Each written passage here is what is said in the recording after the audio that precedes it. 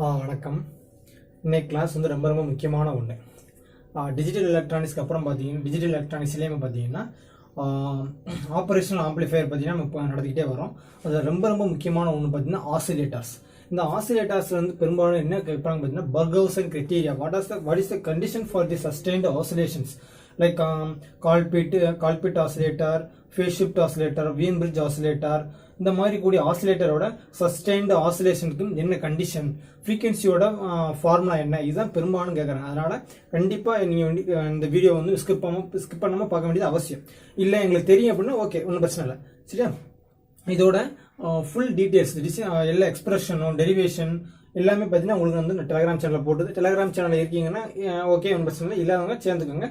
அங்கே வந்து அந்த மாதிரி மெட்டீரியல்ஸை நம்ம சென்ட் பண்ணுறோம், அதை பார்த்துக்கோங்க. ரைட்டா? சரி, இன்னைக்கு கிளாஸ்க்குள்ளே உள்ளே போகலாம். அதுக்கு மாதிரி என்ன பண்ணணும், ஒவ்வொரு வீடியோவும் உங்களுக்காண்டி தான் நம்ம செஞ்சுக்கிட்டு இருக்கோம். அதனால என்ன பண்ண மறக்காம ஒவ்வொரு வீடியோவும் லைக் பண்ணி விடுங்க. உங்களுக்கு நீங்கள் லைக் பண்ணுறதுனால என்ன நடக்கும் அப்படின்னு பார்த்தீங்கன்னா நிறைய பேருக்கு புஷ்அப் ஆகும். இந்த டிஷ் என்ன சொல்றது, அடுத்தவங்களுக்கு ரெக்கமெண்டேஷனில் காமிக்கும். ரைட்? அதனால தான் பார்த்தீங்கன்னா லைக் பண்ணுற சொல்லுங்கள். புதுசாக இருந்தீங்கன்னா மறக்காம என்ன பண்ணணும், சப்ஸ்கிரைப் பண்ணி விடணும்.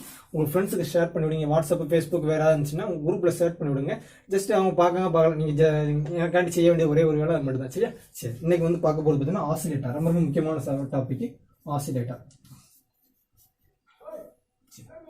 அப்ப before going to the oscillator we should know the what is the principle of the oscillator. அப்ப இதுக்கு முன்னாடி பாத்தீங்கன்னா நம்ம வந்து ஆபரேஷனல் ஆம்பிளிஃபையர் பார்த்தோம். அப்ப ஆம்பிளிஃபையர் ஆசிலேட்டர்ல ஆம்பிளிஃபையர் அப்படிங்கிறது ஒரு சர்க்யூட் வந்து இன்வால்வ் ஆகும். நாம வந்து எல்லா அதோட அப்ளிகேஷன் ஏதாவது கால்பிட் ஆசிலேட்டரோ வீன் பிரிட்ஜ் ஆசிலேட்டரோ அதோட படமும் போட்டு நம்ம சொல்லிக் கொடுக்க போகிறோம். அதை வந்து நமக்கு தேவையில்லை. நம்ம முன்னாடி கிளாஸ் என்ன நம்ம வந்து எக்ஸாம் ஓரியன்டா நம்ம படிக்கிறதுனால ரிசல்ட்ஸ் மட்டும் நமக்கு தெரிஞ்சா போதும். சரியா? இந்த ஆசிலேட்டர் போகிறதுக்கு முன்னாடி பார்த்தீங்கன்னா ஃபர்ஸ்ட் நம்ம வந்து ஃபீட்பேக் ஆம்பிளிஃபையர் நம்ம கண்டிப்பாக படிச்சே ஆகணும். ஆனால் ஃபீட்பேக் ஆம்பிளிஃபையர் பார்த்தீங்கன்னா உங்கள் சிலபஸில் கிடையவே கிடையாது. அதனால ஃபீட்பேக் ஆம்பிளிஃபையர் என்னென்னு நம்ம ஆல்ரெடி லைட்டாக சொல்லிட்டு அதோட கண்டிஷன்ஸ் அது படித்தா மட்டும்தான் அதுக்கு அடுத்து தான் பார்த்தீங்கன்னா ஆசிலேட்டராக வரணும். உங்களுக்கு பார்த்தீங்கன்னா அதை ஸ்கிப் பண்ணி அதனால ஒன்றும் பிரச்சனை நான் சொல்லிடுறேன். அப்போ what is mean by feedback அப்படின்னு பார்த்தீங்கன்னா ஃபீட்பேக் நம்ம வந்து ஆல்ரெடி ஒரு அதுக்கான விளக்கம் கொடுத்துருக்கோம். ஃபீட்பேக்னா என்ன அப்படின்ட்டு. அப்போ ஃபீட்பேக்னா என்னன்னு பார்த்தீங்கன்னா ஒரு ஆம்பிளிஃபையர், அதாவது ஆப்ரேஷன் ஆம்பிளிஃபையர் வந்து சரி, கிளாஸ் ஏ கிளாஸ் நிறைய ஆம்பிளிஃபையர் இருக்கு. அந்த ஆம்பிளிஃபையர்லேருந்து வெளியே கூட ஒரு அவுட்புட்டை எடுத்து ஒரு பகுதியை எடுத்து again we feedback to the இன்புட்டில் கொடுத்தா நத்திங் பட் ஃபீட்பேக் ஆம்பிளிஃபையர் எடுக்கும். அப்போ அது எப்படி இருக்கும் பார்த்தீங்கன்னா அதோட ஃபார்முலா எப்படின்னு பார்த்தீங்கன்னா ஃபீட்பேக் ஆம்பிளிஃபையர். சரியா? Feedback amplifier. அப்ப என்ன மீனிங் அப்படின்னா இன்புட் நம்ம கொடுக்குறோம், இன்புட் கொடுக்குறோம். அப்ப இங்க என்ன கிடைக்கும், அவுட்புட். இந்த அவுட்புட்ல இருந்து ஒரு பகுதி எதிரிச்சு ஒரு பார்ட் எடுத்து நம்ம அகைன் என்ன பண்றோம், ஃபீட்பேக் பண்றோம். இந்த ஃபீட்பேக் பாத்தீங்கன்னா கொடுக்குறோம். இதுக்கு பேர் தான் ஃபீட்பேக் ஆம்பிளிஃபையர் அப்படின்னா.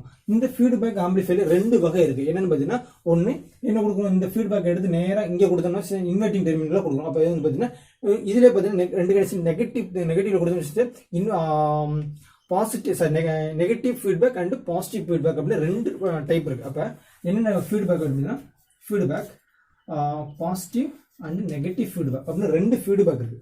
அப்ப பெரும்பாலும் பாத்தீங்கன்னா ஆம்பிளிஃபையர் சர்க்யூட்ஸ் எல்லாமே என்ன ஃபீட்பேக் பேஸ் பண்ணி ஒர்க் ஆகுதுன்னு பாத்தீங்கன்னா நெகட்டிவ் ஃபீட்பேக் பேஸ் பண்ணி தான் ஒர்க் ஆகும். But oscillators is based on the positive feedback. ரொம்ப ரொம்ப முக்கியமான பாயிண்ட் தான். அப்ப எப்பயுமே பாத்தீங்கன்னா ஆசிலேட்டர் எந்த ஃபீட்பேக்ல ஒர்க் ஆகுதுன்னு பார்த்தீங்கன்னா பாசிட்டிவ் ஃபீட்பேக். ரைட்டா? பாசிட்டிவ் ஃபீட்பேக்ல ஒர்க் ஆகுது. இதற்கான டெரிவேஷன் நிறைய வந்திருக்கு. அது நமக்கு தேவையில்லை. நான் உங்களுக்கு வந்து இருந்தாலுமே உங்களுக்கு ரெஃபரன்ஸ் காண்டி என்ன பண்றேன், நம்ம டெலிகிராம் சேனல் போட்டு விட்டு தான் ரெஃபரன்ஸ் பண்ணிக்காங்க. ரைட்டா? சரி, ஒரு என்ன சொல்றாங்க, ஒரு ஆசிலேட்டர் சர்க்யூட்ஸ் பேசிக் ஆசிலேட்டர் சர்க்யூட் நம்ம போடலாமா, என்ன பார்த்துக்கலாமா? சரி, அப்ப பேசிக்கா ஒரு ஆசிலேட்டரோட சர்க்யூட் எப்படி இருக்கும் பார்த்தீங்கன்னா இந்த மாதிரி தான் இருக்கும்.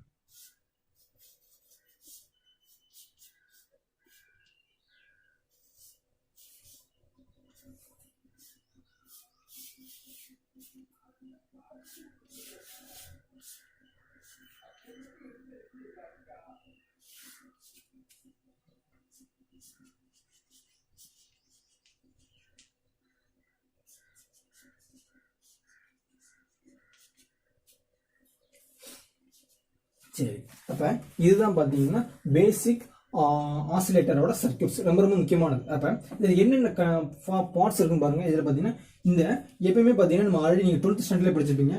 எல்லும் சியும் இருந்துச்சுன்னா which is nothing but a tank circuit அப்படிம்பாங்க. Tank circuit.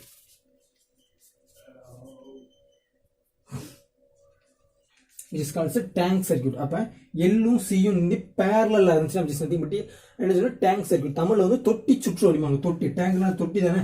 டேங்க் சர்க்யூட் அப்படின்னா தொட்டி சுற்று அப்படிமாங்க.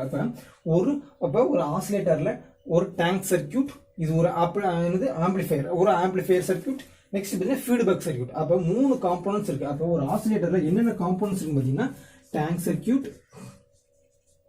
சர்க்யூட் பிளஸ் ஒரு ஆம்பிளிஃபையர் சர்க்யூட் பிளஸ் ஒரு ஃபீட்பேக் சர்க்யூட். இப்போ இந்த 3 சேர்ந்தா மட்டும்தான் ஒரு ஆசிலேட்டரை நம்ம வந்து கன்ஸ்ட்ரக்ட் பண்ண முடியும். ரைட்டா? அப்போ ஒரு ஆசிலேட்டருக்கு என்னென்ன தேவைங்கிறது நம்ம ரொம்ப புரிஞ்சுக்கிட்டோம் பார்த்தீங்களா? அப்போ discuss tank circuit, amplifier circuit and feedback circuit இந்த மூணுமே பார்த்தீங்கன்னா ரொம்ப முக்கியமானது. இதுலேயே பார்த்தீங்கன்னா பெரும்பாலும் பார்த்தீங்கன்னா இந்த இது பார்த்தீங்கன்னா சொல்லுவோம் எல்லு மிக்ஸ் அதிகமாக இண்டக்டன்ஸ் காயில், கெப்பாசிட்டர், இந்த ஆம்பிளிஃபையர் நம்ம ஆல்ரெடி ஒரு டிரான்சிஸ்டர் ஆம்பிளிஃபையர் பெரும்பாலும் நம்ம படிச்சுட்டு இருக்கோம். அப்போ டிரான்சிஸ்டர் ஆம்பிளிஃபையர் சர்க்யூட் நீங்கள் பேசிக் நீங்கள் படிச்சிருக்கீங்க. டிரான்சிஸ்டர்னா ஆம்பிளிஃபையர் இஸ் நதிங் பட் இப்படிதான் இருக்கும். அப்போ NPN டிரான்சிஸ்டர் இதான் பேசிக் ஆம்பிளிஃபையர் சர்க்யூட். பேசிக் ஆம்பிளிஃபையர் சர்க்யூட் ரைட்டா? பேசிக் ஆம்பிளிஃபையர் சர்க்யூட் ரொம்ப முக்கியமானது ரைட்டா? சரி, நெக்ஸ்ட் பாருங்க, இந்த டிரான்சிஸ்டர் ஆம்பிளிஃபையர் பார்த்தீங்கன்னா இது வந்து கனெக்டர் வந்து டிரான்சிஸ்டர் ஆம்பிளிஃபையர். இது ஃபீட்பேக் சர்க்யூட் எப்படி பாசிட்டிவ் ஃபீட்பேக் ரொம்ப முக்கியமானது. திஸ் ஒர்க் பண்ணுறது பாசிட்டிவ் ஃபீட்பேக் சரியா? ரொம்ப முக்கியமானது. சரி, அப்போ நெக்ஸ்ட் பார்க்க போறோம் பார்த்தீங்கன்னா ஒரு ரொம்ப முக்கியமான கண்டிஷன் பார்த்தீங்கன்னா பர்கவுசன் கிரைட்டீரியா.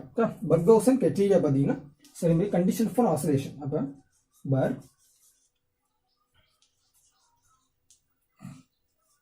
பர்கவுசன் கிரைட்டீரியா ரொம்ப முக்கியமானது. That is a condition for oscillation.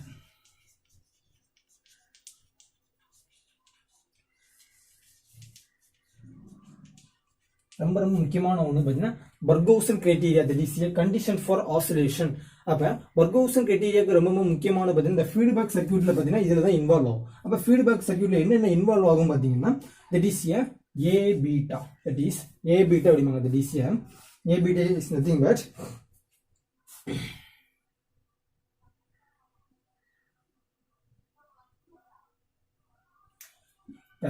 A beta is nothing but a feedback beta is nothing but a feedback factor அப்படிமாங்க. This is a feedback factor. அப்போ is nothing but a feedback factor.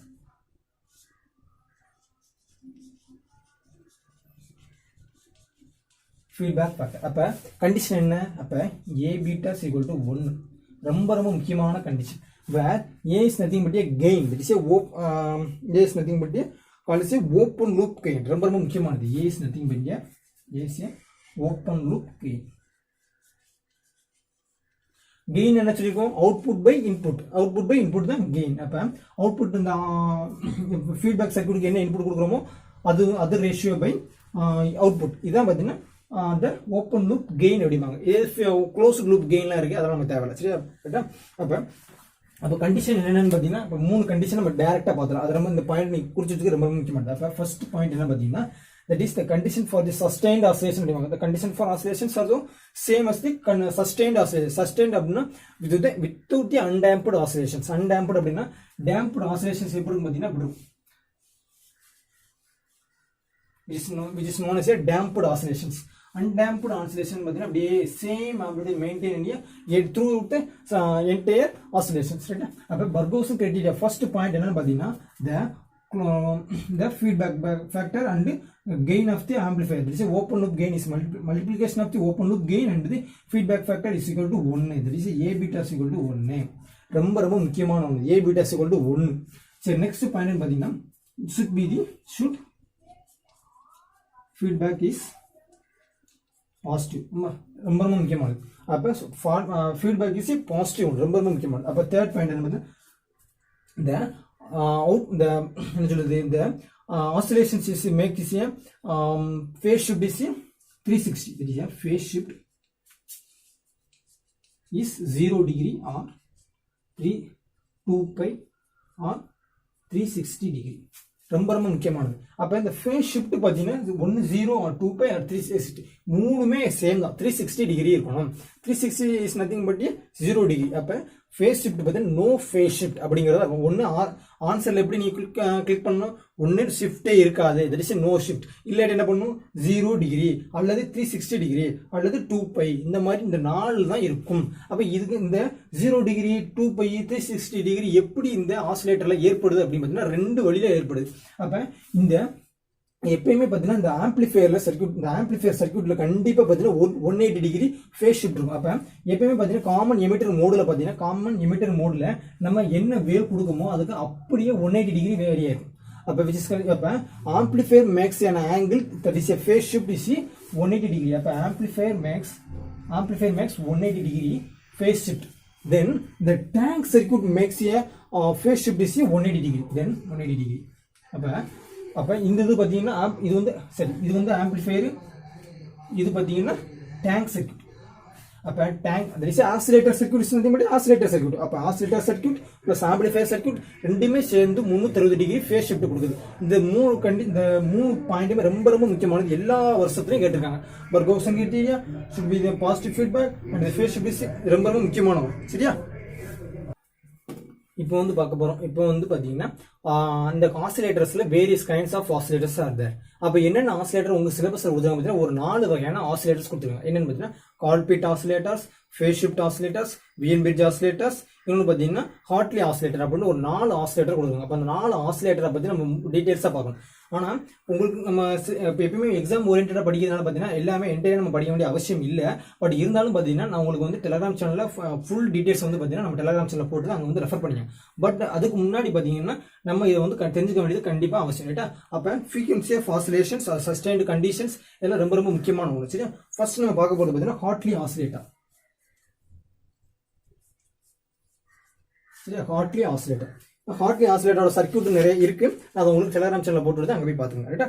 சரி, அப்போ இப்போ ரொம்ப ரொம்ப முக்கியமான ஒன்று condition பார்த்தீங்கன்னா நம்ம ஆல்ரெடி என்ன சொல்லிருக்கோம், according to the Barkhausen criteria A beta is equal to 1, that is a feedback factor into multiplication of the gain is equal to 1 ஆகும் ரைட்டா. that is a open loop gain வந்து 1 ஆகும். அப்படி இருந்தால் மட்டும் தான் that is oscillations will occur. சரி, next பார்த்தீங்கன்னா the condition for the frequency of the oscillations. அப்போ இந்த கால்ட்லி ஆசிலேட்டர்ல ஆசிலேஷன்ஸ் எப்படி இருக்கும் பார்த்தீங்கன்னா the frequency of oscillations f is equal to 1 by 2π into root of L1 plus L2 plus 2m into c. சரியா? into c. ரொம்ப முக்கியமான condition. அப்ப இந்த இதுல பாத்தீங்கன்னா ஒவ்வொரு டேர்முக்கும் ஒவ்வொரு மீனிங் இருக்கு. அப்ப 2πm ஆல்ரெடி தெரிஞ்சதான். அப்ப L1 L2 அப்படிங்கிறது பாத்தீங்கன்னா that is a self inductance of the individual coils. அப்ப இதுல 2 காயில்ஸ் இருக்குன்னு அர்த்தம். இதுல இப்ப L1 L2 அப்படிங்கிறது 2 coils, that is inductance coils இருக்குன்னு. அப்ப அதனால செல்ஃப் இண்டக்டன்ஸ் பாத்தீங்கன்னா L1 and L2, that is L1 plus L2 and m is பாத்தீங்கன்னா மியூச்சுவல் இண்டக்டன்ஸ். அப்ப 2 காயில வந்து இப்படி இருக்குன்னு வச்சுக்கோங்க, அப்படி இருக்காது.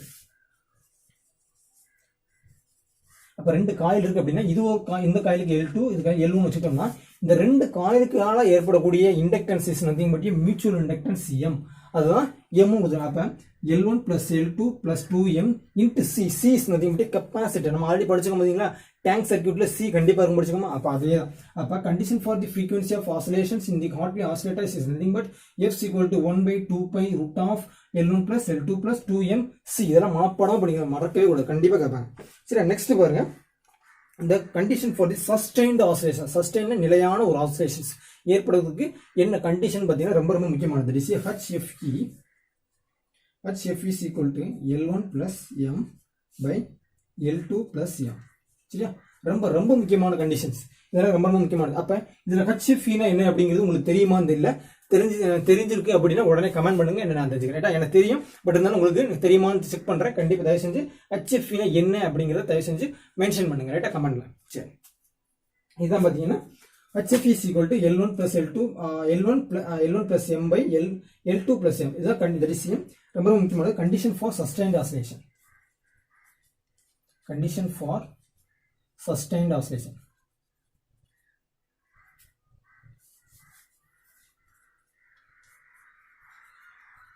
ரொம்ப முக்கியமானது, இதெல்லாம் புரிஞ்சுக்கணும். சரி, நெக்ஸ்ட் பாத்தீங்கன்னா இதுல ரெண்டு பாயிண்ட் தான், நம்ம வேற எதுவுமே நமக்கு வந்து தேவையில்லை.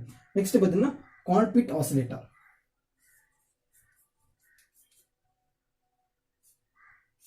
சரி. நெக்ஸ்ட் வந்து பார்த்தீங்கன்னா Colpitts oscillator.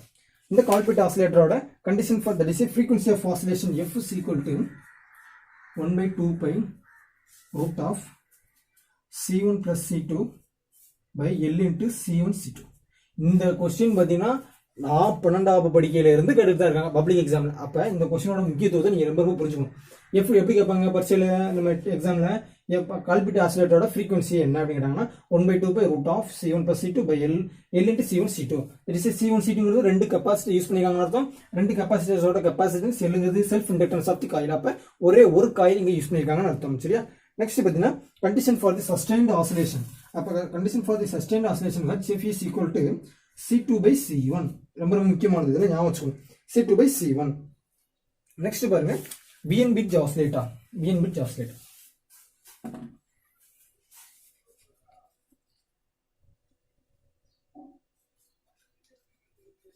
Wien bridge oscillator இதோட condition the frequency of oscillation F is equal to 1/2 by RC. இது சிம்பிளா முடிஞ்சு. இது ஜெனரல் கண்டிஷன், வேற ஒண்ணுமே கிடையாது. அப்ப directly F directly proportional to the 1/RC. ரொம்ப முக்கியமானது. அப்ப எப்பயுமே பாத்தீங்கன்னா ஃப்ரீக்வன்சி எப்பயுமே C கீழ தான் இருக்கும். பாத்தீங்கன்னா அதாவது 1/2 பை RC. இந்த 2 பை வந்து கீழ தான் இருக்கும் RC. ரைட்டா. சரி. நெக்ஸ்ட் பாத்தீங்கன்னா இதோட கண்டிஷன் பாத்தீங்கன்னா that is frequency sustained oscillation பாத்தீங்கன்னா that is condition for sustained oscillations V output by V input, that is a gain A is equal to 1/3. ரைட்டா. 1/3. அப்ப இதுல ரொம்ப முக்கியமான ஒரு கண்டிஷன் பாத்தீங்கன்னா வாசிக்கணும் கேளுங்க. Thus, the oscillations will be sustained if the amplifier has the gain just exceeding 3. அப்படினு அர்த்தம். ரைட்டா. சரி. Next phase shift oscillator.